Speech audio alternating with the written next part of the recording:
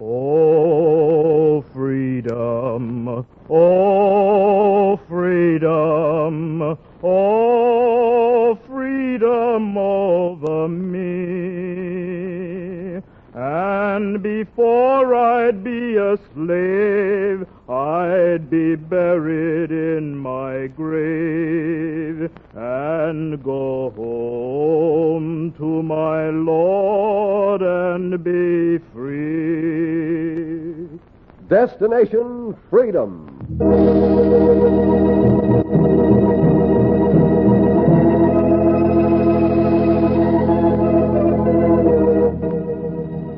In cooperation with the Chicago Defender, WMAQ brings you Destination Freedom, a special radio series dramatizing the great democratic heritage of the Negro people, a part of the pageant of American history.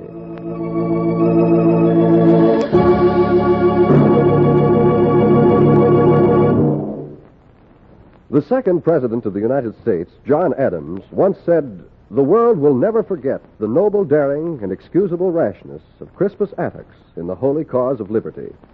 On Boston Common, there stands a monument to his deed." Today, Destination Freedom tells the story of Crispus Attuckus, the first American to give his life for American independence. A story entitled The Knock-Kneed Man.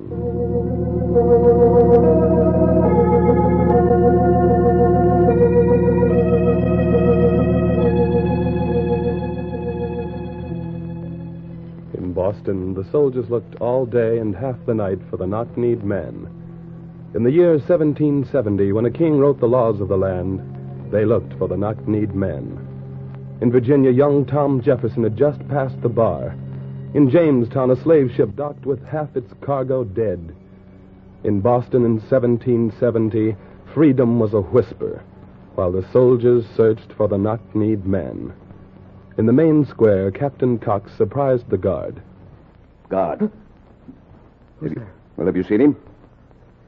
Who's there? It's your captain, you fool. Lower that gun. Oh, well, I thought it was one of the rebels, sir. I asked you, have you seen him? Oh, I don't know what all I've seen tonight, sir. Just a uniform of the king's soldiers makes the crowds fighting mad. They threw stones at us all day, and tonight an old woman spat on me. We beat them down, we knocked their heads in, but still they mill around, waiting for a sign to attack us. What's gotten into the colonists, sir? What's the... Stop blubbering and answer my questions. I said, have you seen him? Him? Oh, I don't know, sir. What do you know? Do you know your orders? Yes, sir. Capture him if possible. Kill him if necessary. Then keep your eyes peeled. He'll be here as though he has an appointment with us. What are you nervous about? Oh, it's just that I'm new and I've never seen him before. Well, you can tell a black man from a white man, can't you? Yes, sir, but I don't know the particulars. His particulars don't matter. Once you see him, you'll know it's him. Where he came from, who his master was, I don't know. His name is Crispus Attuckus. Some 20 years ago, he was a slave. Now he leads the crowd. Wherever the rebels are, you'll find him. In the square, the captain talked, and the guard kept his eyes peeled for the knock-kneed man. Snow fell. Elsewhere in Boston, the knock-kneed man set out to keep his appointment. Walked into the night and thought of a day 20 years earlier when he made his appointment. On that same day, a slave master had walked into a newspaper office with certain particulars for the editor. Particulars? How many particulars do you stupid editors need to catch one slave? Well, I'm not a bloodhound, sir. Do you know who I am? I haven't the slightest idea. I'm Cyrus Brown of Farmington. I own the mills your paper comes from. Well, if you'll just describe your man, Mr. Brown, we'll run an ad every day. I'm offering £100 for his return. Well, yes, sir. 100 pounds. You writing this down? Oh, yes, sir. His name? Crispus. Crispus Attuckus. Crispus Attuckus. Age? Near 25. Looks 45. Mm-hmm. Any identification? Plenty. Cat o' nine-tail lashes on his back. He escaped before, you see. A height? Big fella. 6 feet 2 inches tall. His knees, Yes? Knees a bit closer together than the Almighty usually puts knees. Knocked? Positively.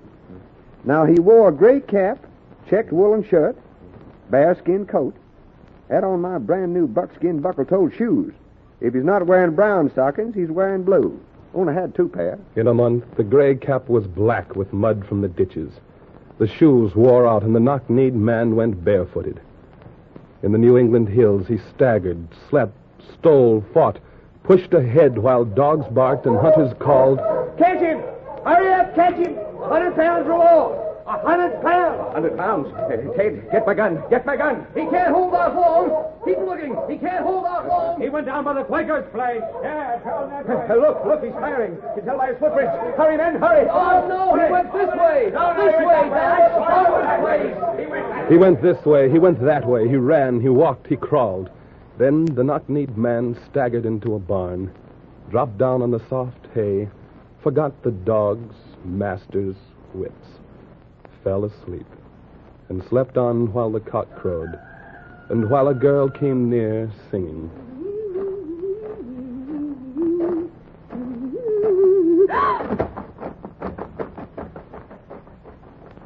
Slept while she ran off and told her father. Yes, now become, Abigail. Reach me my shoes. Be sure it's a runaway slave. He looks like the papers say. We shall be needing the reward to pay off the king's men. Praise the Lord. What does he intend to do with him, Father? I'll just let the Lord guide me. Where's the gun? How much reward was it? 100 pounds. But we can't We can. They're quartering troops in every big farmhouse. That much money could pay them off. Pay taxes, too. But, Father, the church says you can't... Don't remind me of that girl. These like thy mother. Rest her soul. Well, I'm ready. Don't stand there. What would the Lord say? Would the Lord want us to be slaves to the king's troops? 100 pounds don't come our way every day. Now, lead the way. And in the cool morning, while the farmer figured the trigger of his blunderbuss, the knock-kneed man turned on his back as the cock crowed twice and opened his eyes. Get up and put up the hands. He just stands there and stares at us. Keep the hands up, or I'll blow the head off. He looks so tall and thin and tired. Who art thou? Canst thou speak? Yes, I speak, Farmer. Put down the gun. I'm not here to harm you. I said, who art thou? I'm Crispus Attuckus. You see, gal, it's him. Who's thy master? I'm my own master. No such thing. He belongs to Brown. They's going back to him. I'll never go back to slavery alive, Farmer. Then I'll take the back dead. Father, he doesn't mean that. The church says to... Never mind, girl. It's money we need. It's money we'll get. I say it'll be a dead man you'll get. Do you think I dared the dogs and the hunters and the hunger? To be afraid to dare death from you? Stand aside, let me pass. Stand back. Going up the road, Farmer. I said I'll shoot. Then shoot. Step aside and shoot. Man, for the sake of the Lord, don't force me to... Then stand aside. Father, they dropped the gun. Oh, Lord, what was I about to do? What has death and the fear of the king made me become? Did I escape the oppression in Scotland to become a slave hunter? Oh, Father. No, girl. I told thee the Lord would guide me, and he did. The cause of freedom is the cause of God. I know it. And unto thee, stranger, thy courage forced me to keep my faith. Your faith kept me alive. Which road leads to Boston? Either. But would they have a bite to eat? A bite to eat. If you don't mind. Abigail, look alive, girl. Don't stand there gaping. Set the breakfast table. We've got a guest.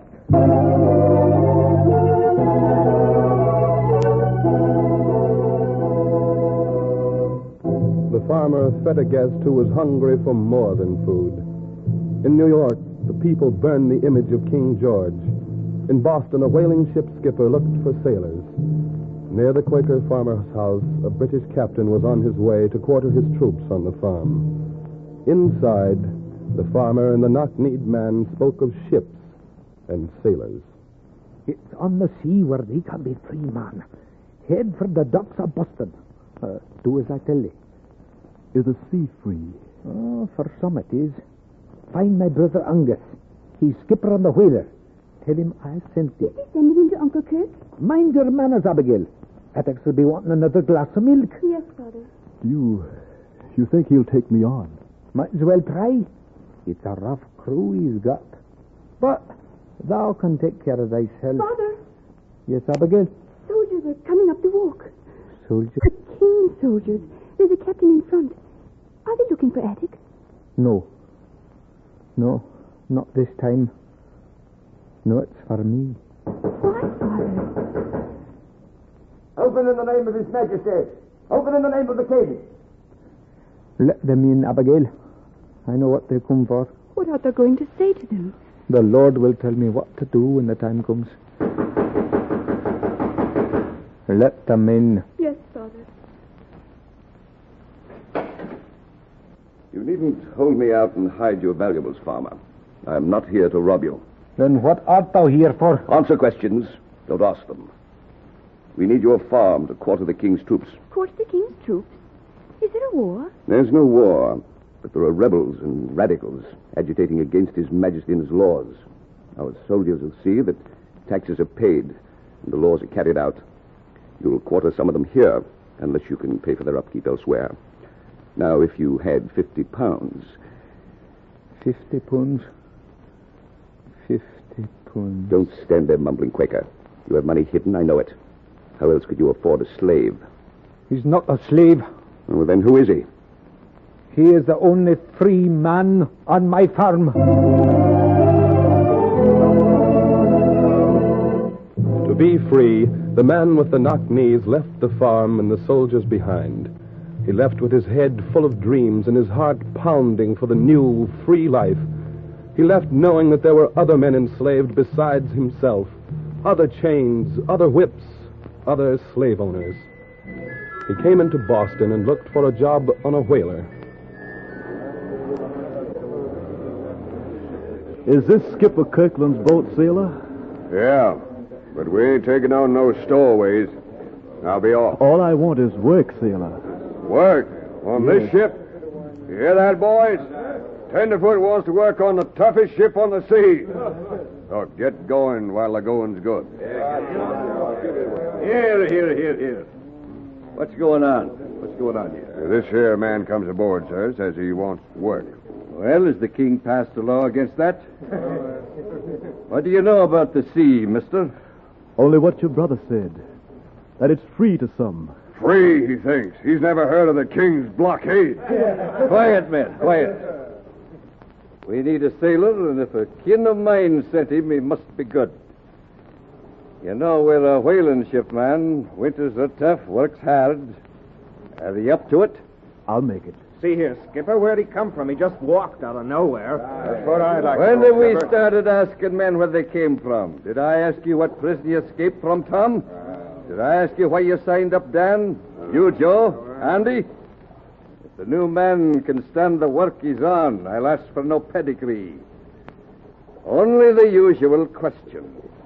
What's that, Skipper? Your name? Crispus Attuckus. Attucks.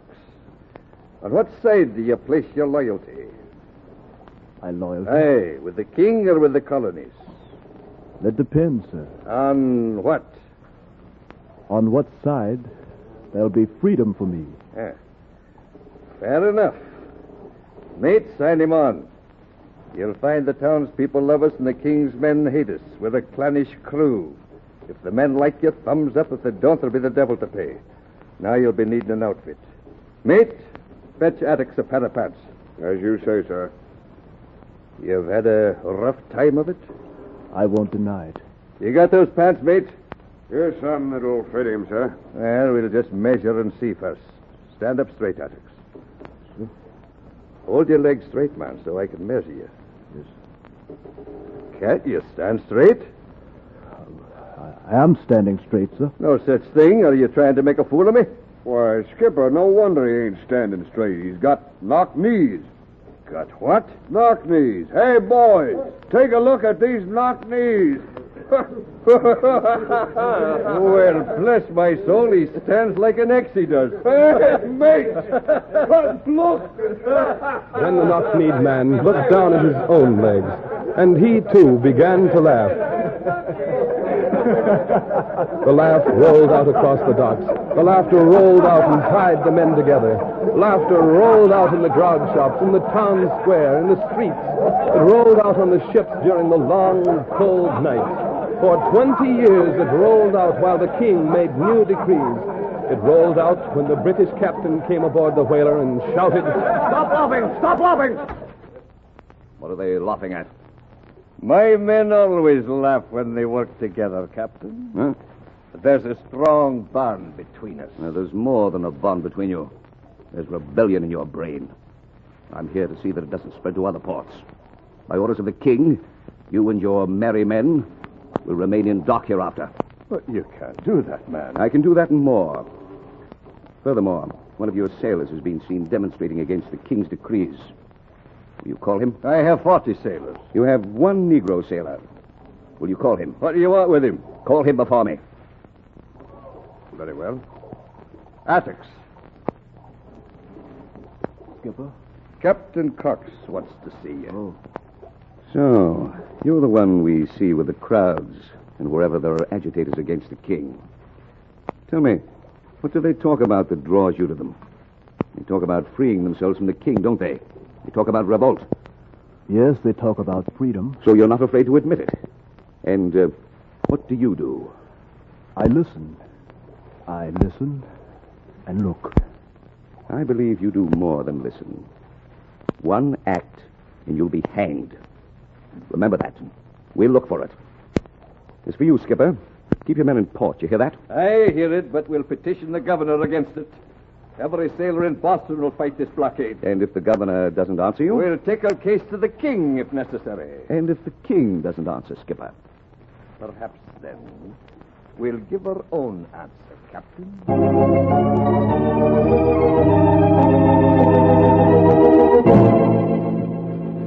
The knock-kneed man went out among the townspeople, listening, looking, searching. And the knock-kneed man heard the people saying, I say, Americans, tell the king to take his thieving troops out of our homes. I say, tell the king to take his troops out of our homes. I say no taxation without representation. I say no laws without our consent. I say the way to deal with a tyrant is to tear him out of your system. Tear him out. I say, give me liberty or give me death. Give me liberty or give me death. I say colonists, black and white, are born free and not slaves to a king. The knock-kneed man said nothing. The knock-kneed man explored the hearts of the colonists. In the house of the skipper, the sailors waited. Watched the troops march down the streets. Watched the troops march. Look at them come, Skipper. How many more will they send? They'll keep sending them until we stop them. Till they've beaten us out of our homes. Why do you keep us waiting here? To keep you off the gallows. Because there's nothing else to do but wait.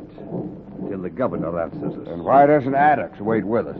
Attuckus? Well, he's an odd one, he is.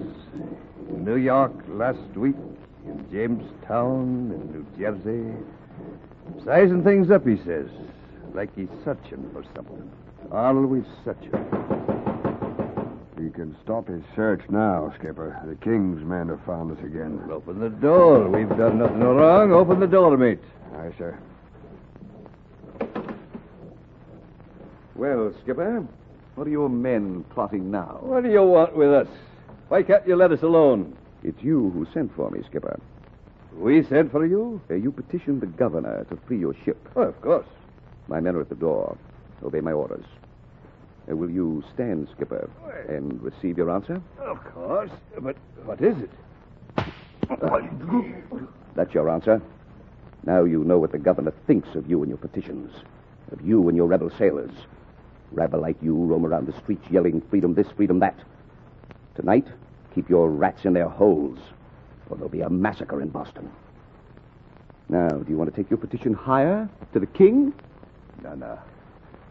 Now, Captain, this time we'll bypass the king. The people were out in the cold Boston night. Soldiers slapped at the crowd with swords. In the night, the knock-kneed man knocked on the door of the skipper's room. Who is it? It's Attucks. Skipper, it's Attucks. Where you been, Attucks? Skipper? Wait. Give him air. Let him rest. Now, speak up, Attucks. I've been along the coast. I've been in shops and on the docks. I've been out in the square with the crowd. What are they doing? They're trying to find a way to be their own masters. With sticks and stones against rifles, it's suicide. There's no way to beat off the soldiers. I know a way. Yes, Attucks? Well, I like the look in your eyes. Sit here. Pour him a nip of rum, mate. Aye, sir. Now, Attucks, you know a way? Yes, Skipper. It's this way. In New York, I saw the townspeople plant a tree, a dead tree, a flagpole. But they called it their liberty tree. It had flags on top of it that said liberty, freedom. Yes, go on. They planted it every day. And every day the king's men would cut it down. But they kept planting it. And why plant it? Why? So the idea of liberty would grow strong among the people. Is that all you've gotten out of your trips? Out there in the streets, our people are being beaten for speaking their minds. Here you sit and talk of planting trees. You talk of trees and we got a rope around our necks. Wait, man, wait. Let Attucks finish. You expect us to go out into the square and plant a tree? Yes. But a different kind of tree. One no army can cut down. What are you talking about? I'll tell you. Once when I was a slave, I used to dream of freedom at night. But in the morning, I would wake up still a slave. Till one day, I dreamed I could give my life for freedom. And when I woke up, I was unafraid, and nothing stood in my way. Nothing could stop me from helping others win freedom. I could see that if everyone had freedom, no one would need to steal it from another man. Only then would we all be safe. That is why I say let's plant a liberty tree here in Boston. Even if it costs us our lives. And our liberty tree has got to be ourselves. We've got to drive the soldiers from the square. Oh, you're out of your head. If we attack the troops, they'll shoot us down like rats. Skipper? We can't attack alone. We won't be alone. The people in the square will follow us. It's foolish. Skipper, you say nothing. You're in command here. What about it, Skipper? I'm thinking there's sense in what Attucks says. Only... What? Yes, to strike a blow at the soldiers would let the people know their own strength. Only... Yes? We're like the rats who wanted to put the bell on the cat. That bell would awaken everyone in Boston, maybe every man in the colonies. But who'll lead? It'll be sure death. You, mate? Me? You, Joe? Skipper, I don't... Tom? Don't ask anyone, Skipper. Let's draw straws for it. It's not a job for luck or chance. The man who leads can't waver. He's got to know why he does it and that he'll die doing it. How can we be sure of him? I say let him who wants most to be free speak up and strike the first blow. Skipper, how many men will follow me?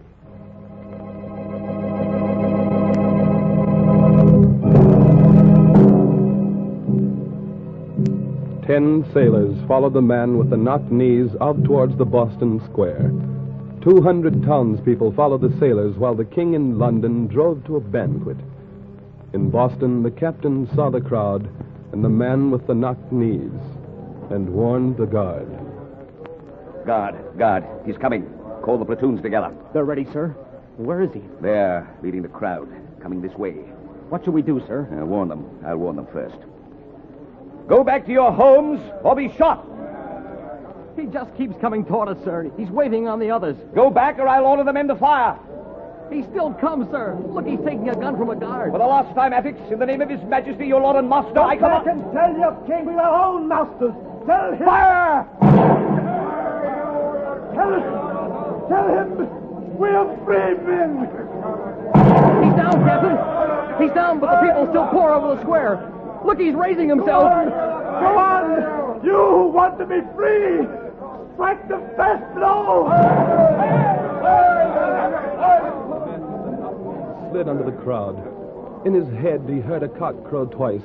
He heard bloodhounds bark. He heard sailors laughing. And then he saw the people take the square.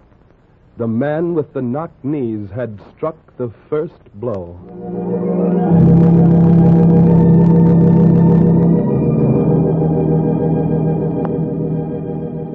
And news about the Boston Massacre hit the colonies like lightning. It hit the key on old Ben Franklin's kite. Patrick Henry's words burned the ears of the king. George Washington left his plantation life. In Boston, the people took the body of a black man with knocked knees and the bodies of white men and planted them like seeds in the same grave. In Monticello, Jefferson dreamed of a Declaration of Independence. In Boston, Crispus Attuckus and his fellows had already declared it. In the night, a new snow fell on the ground where he had planted his living tree.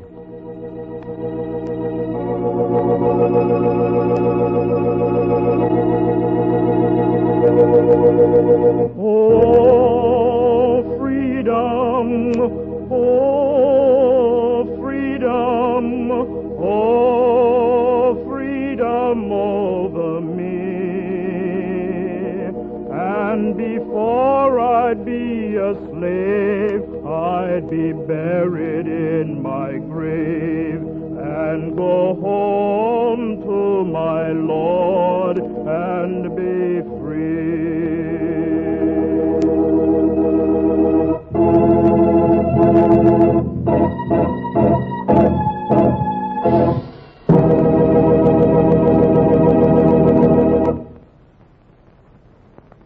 You have just heard the story of Crispus Attuckus, as presented by Destination Freedom, a special radio series dramatizing the great democratic heritage of the Negro people.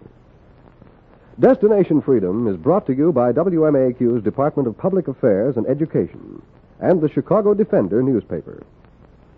Next week, we bring you the story of Harriet Tubman, one of the famed figures of the Underground Railroad. Destination Freedom is written by Richard Durham, and the production is under the direction of Homer Heck.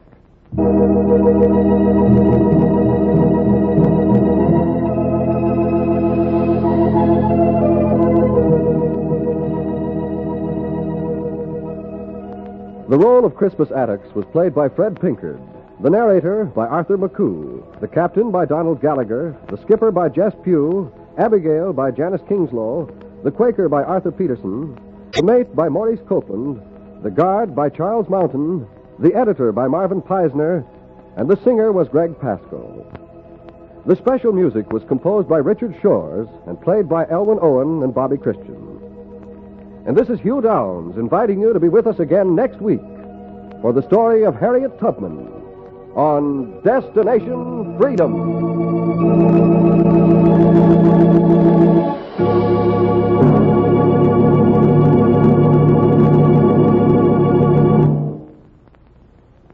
This is NBC, the national broadcasting company.